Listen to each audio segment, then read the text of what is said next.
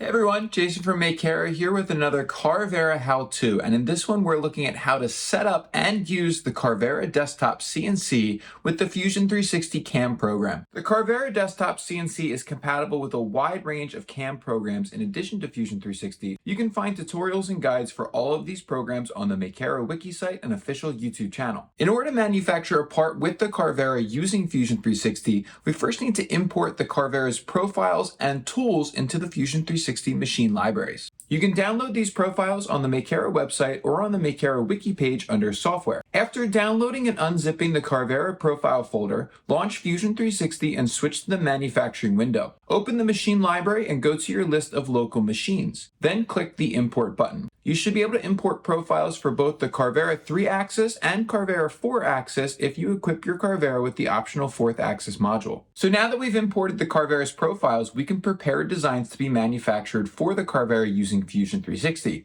But we can also import the tool libraries for the bits that come with the Carvera CNC. In Fusion 360, open the Tool Library menu. Right-click Local and select Import Libraries. You can select the tool libraries for the example tools used in the Carvera example guidebook, the spare tools that also come with the Carvera CNC, and the PCB tools that are included with the optional PCB fabrication pack. You can use the Fusion 360 tool library to add more tools, modify tools, or renumber tools to correspond with the Carvera's automatic tool changer. And that's all it takes to add the Carvera to Fusion 360 so we can use it to prepare designs to be manufactured on our Carvera CNC. But I'm now going to walk you through the fundamentals of preparing a design to be manufactured on the Carvera with Fusion 360 using the libraries we've just imported. To make something with the Carvera, you first need a 2D or 3D design file made in computer-aided design software. For this example, I will be manufacturing this Makera keychain out of aluminum. You can download the files for this design from the knowledge sharing page on the Makera wiki site. For Fusion 360, you can download the step file provided on this page and open it directly in the program.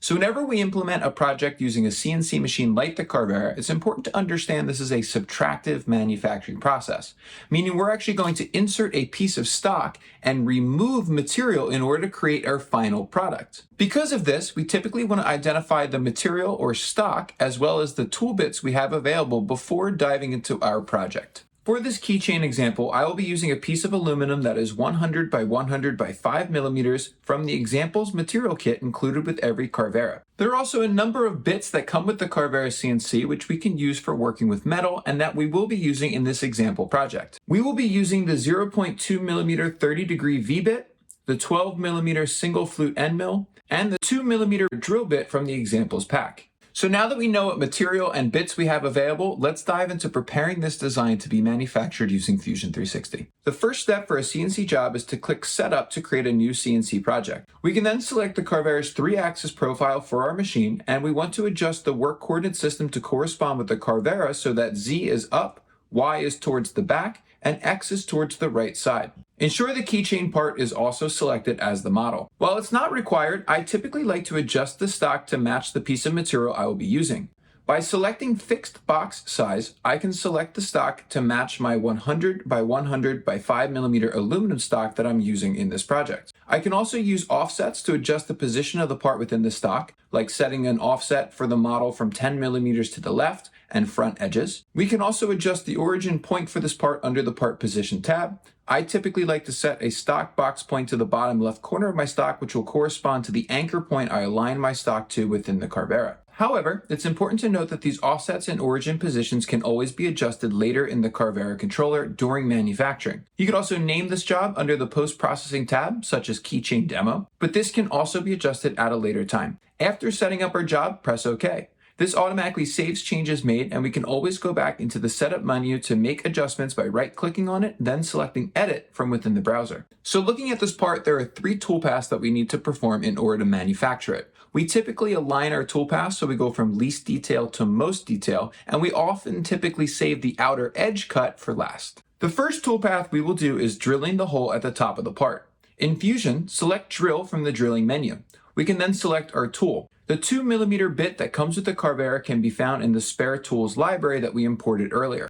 We want to ensure this bit is assigned to slot 6 as it will be loaded in the Carvera, which can be assigned using the renumbering button in the tool library. After selecting the tool, we can ensure that the aluminum copper PCB profile is selected, and the default feeds and speeds should be fine for this job. In the Geometry tab, we want to select the whole face at the top of the part before switching to the Heights tab. While it's not required, I always like setting my heights based on the model rather than the stock. This should prevent the Carvera from machining too high or too low, even if my stock parameters are incorrect. From the bottom, we can choose to drill through the part and even add an offset. I typically add an offset of negative 0.5 millimeters below my part whenever I want to machine all the way through the stock. And this is okay to do as long as you use a piece of wasteboard under your stock, which we'll talk about later in this tutorial. Whenever we're drilling through a dense material like aluminum, we want to create a PEC drilling toolpath. Select Deep Drilling Full Retract from the Cycle menu.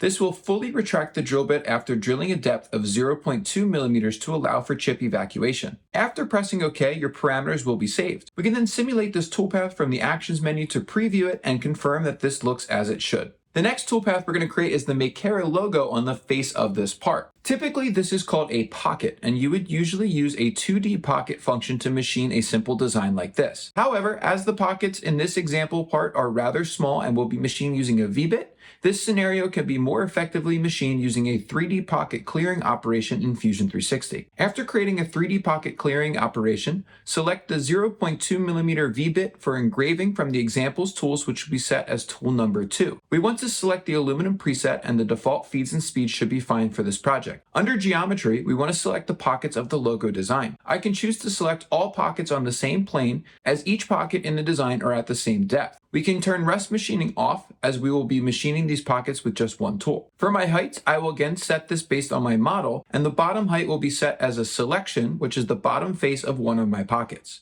In the Passes tab, most of the default parameters should be fine for this example. Note the parameter for maximum roughing step down set to 0.2 millimeters. This sets how much material is removed for each pass as the tool bit gradually increases its depth during the machining process. I don't need to enable stock to leave, but I do want to enable feed optimization to optimize my toolpath and reduce bit wear. No other settings should need to be adjusted for this example. After pressing OK and saving our settings, we can simulate this toolpath from the Actions menu to verify that it looks correct. Note the multiple passes at multiple depths to machine this part. And the last toolpath is the outer perimeter, which will separate the part from our stock. We can create a 2D contour toolpath for this operation, and we want to select the 12mm single flute end mill from the example tool library, which should already be assigned to tool number 4. We want to choose the aluminum preset, and the default settings should be fine for this example. Under Geometry, we can use a chain selection to select the bottom edge of our part. We then need to enable tabs. Tabs are used to hold the part within machining so that way it doesn't eject during the machining process. Fusion 360 will automatically generate tabs by either a distance or number, but I typically set the number to be 0 and manually place tabs. 2 tabs should work well for this example, and I also like to increase the tab height to 1.5 or 2 millimeters. Under heights, I will again set the heights based on my model, and I will add a negative 0.5 millimeter offset from the bottom to cut fully through the stock. This is useful if there are discrepancies throughout the thickness of your stock,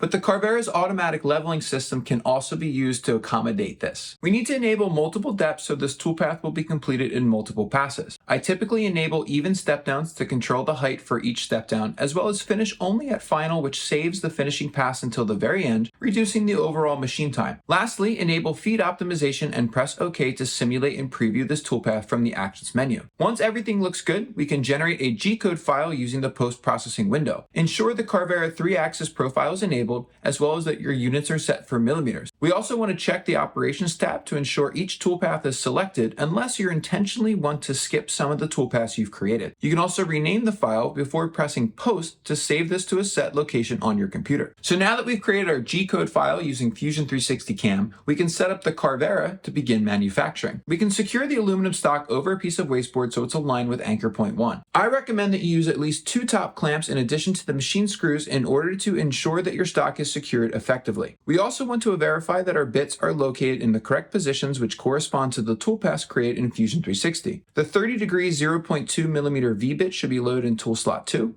the 12mm single flute end mill should be loaded in tool slot 4, and the 2mm drill bit should be located in tool slot 6. Ensure that every bit has a bit collar installed so it may be loaded in the Carvera's automatic tool changer. And while it isn't required, we typically don't use the dust chute and vacuum system when we're machining metal. Instead, you can raise and lock the bracket to its highest position, remove the dust chute, and use the air assist nozzle for chip evacuation and cooling. So now that the Carvera is set up, we can move into the Carvera controller app to actually take our G-code file, prepare it, and send it to this machine. Launch the Carvera controller app and upload the G-code file created in Fusion 360 using the Files menu. After uploading your file to the Carvera, select it and open it to preview your design. From the Config and Run window, we can adjust the work origin offsets as needed to ensure that the part is within the stock and avoiding collisions with any clamps or fixtures. Scan margin should be enabled, which will trace the perimeter of your part, and Auto Z probe should be enabled, which will measure the height of the stock based on the position set. You can also use auto leveling, which will ensure that the top surface is machined evenly despite any possible variations in the stock thickness. In this example, I will use a clearance height of 2 with 3 X and Y points as there is little flex in my stock and this part is rather small. Once your parameters are set, click Run to start manufacturing. The runtime for this part will be about 45 minutes. The Carvera will start by selecting the wireless probe to trace the outer perimeter of your design using a laser pointer before moving into measuring the height of your stock across multiple points based on the settings from the controller. The Carvera will then automatically select tool number 6 in order to perform the drilling operation using the PEC drilling toolpath we created earlier. Next, the Carvera will switch to our V-bit in tool 2 to engrave the logo design. Multiple passes will be created as the Carvera machines each part of the design gradually based on the parameters set earlier. Lastly, the Carvera will switch to tool 4 to select the 12mm end mill before machining the perimeter of our model. Note that the tool lifts as it cuts deeper in order to create the tabs. Once finished, we can vacuum excess material and remove our part from the machine. You can use the handsaw and sanding block included with the example material kit in order to cut the tabs off of the part and release it from the stock. And that's all there is to it. The Carvera CNC is compatible with a wide range of materials, bits, and accessories in order to enable you to bring your designs to life with greater ease.